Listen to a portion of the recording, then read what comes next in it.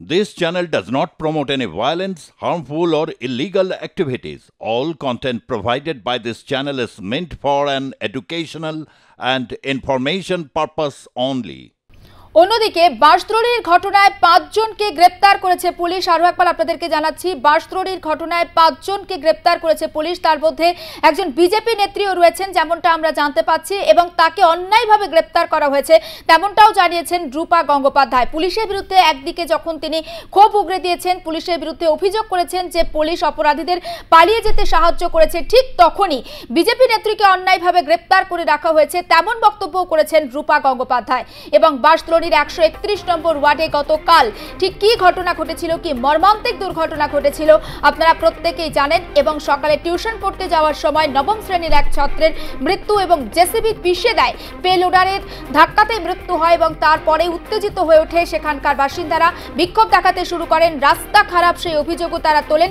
এলাকার কাউন্সিলরের দেখা কেন পাওয়া যায়নি সেই একাধিক প্রশ্ন ওঠে। আর এই ঘটনায়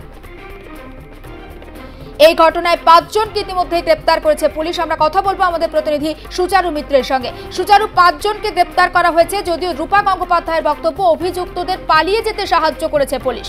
সুচারু, দেখো, একেবারেই তাই।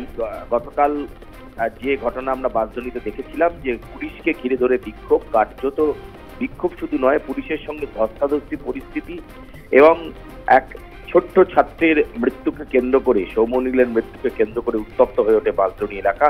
সেই ঘটনাতে ইতিমধ্যেই ৫ জনকে গ্রেপ্তার করা হয়েছে বলে আমরা জানতে পারছি। যদিও বিজেপির পক্ষ থেকে বলা হচ্ছে যে অভিযুক্তদের, মূল যারা অভিযুক্ত তাদেরকে পালাতে সাহায্য করেছে পুলিশ, এবং ঠিক এইভাবেই কিন্তু সরাসরি এই বিষয়টাকে রাজনৈতিক রং দেওয়ার চেষ্টা করা হচ্ছে, এমনটাই কিন্তু অভিযোগ আসছে।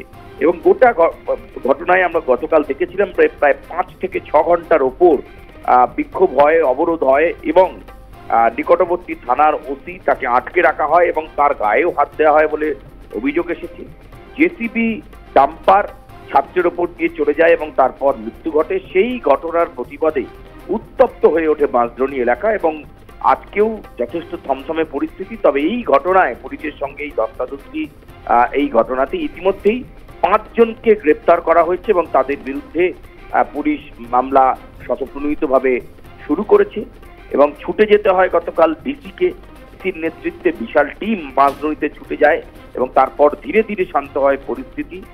এবং যে উত্তপ্ত পরিস্থিতি দেখা গিয়েছিল, কার্যত পুলিশকে মার, বেত্রাঘাত এবং সেই সঙ্গে পুলিশের ইউনিফর্ম ছিঁড়ে দেওয়ার অভিযোগ, ফলে একাধিক অভিযোগ আসছিল একটি ছাত্র মৃত্যুর ঘটনাকে কেন্দ্র করে।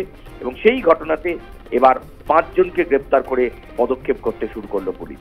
একেবারে নজর থাকবে সুচারু, আপাতত তোমাকে ধন্যবাদ। এবং আমরা দেখেছিলাম যে বুধবার অর্থাৎ মহালয়ার দিন সকালে কলকাতা পুরসভার ১১৩ নম্বর ওয়ার্ডের ওই বাসিন্দা ছিল নবম শ্রেণীর ছাত্র, সে পড়তে যাচ্ছিল, টিউশন পড়তে যাচ্ছিল, সেই সময় মর্মান্তিক দুর্ঘটনা, এবং তারপর ঘটনাক্রম ঠিক কী ঘটনা ঘটেছিল সেটা গোটাটাই আপনারা জানেন এবং আপনাদের সামনেও আমরা তুলে ধরেছি।